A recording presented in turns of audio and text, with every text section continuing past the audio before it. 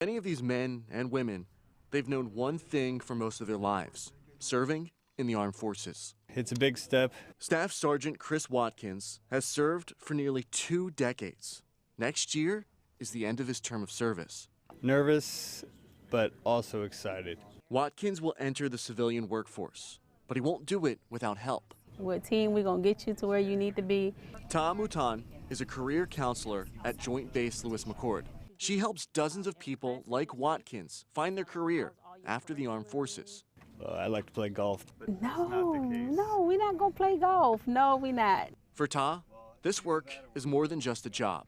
It's a passion, because just a few months ago, she sat in their place. It was scary. More than 20 years ago, Ta joined the Army. It gave her the chance to leave her small Louisiana hometown and see the world. And as a single mom, it also gave her the chance to support her family.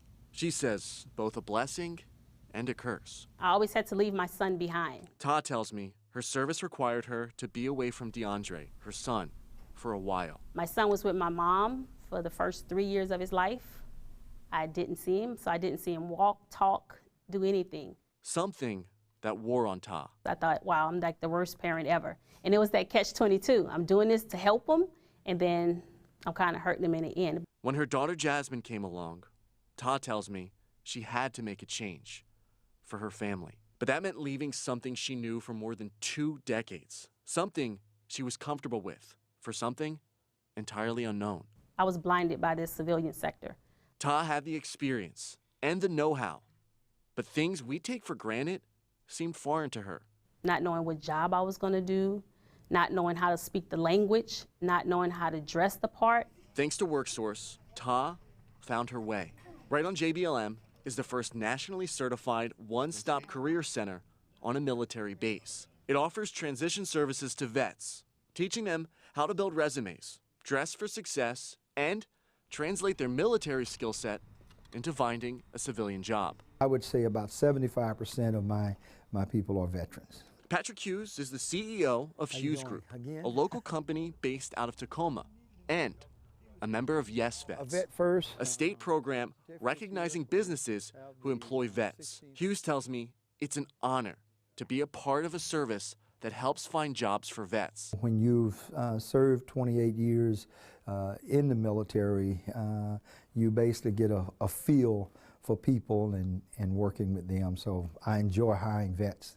He says he only wishes he could hire more, a sentiment state officials say they hope more businesses get behind. Veterans Day. We all want to recognize our veterans and those who served. And I would say a great way to recognize our veterans and those who served is to hire them and to bring them into your businesses or your organizations.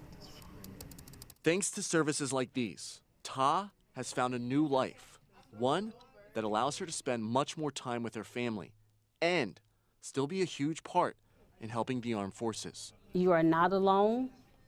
There are several of us who's walked the same walk you've walked. We've talked the same talk that you've done, and there is help. Transitioning out of the military is a challenge. One, Ta says, takes a lot of work.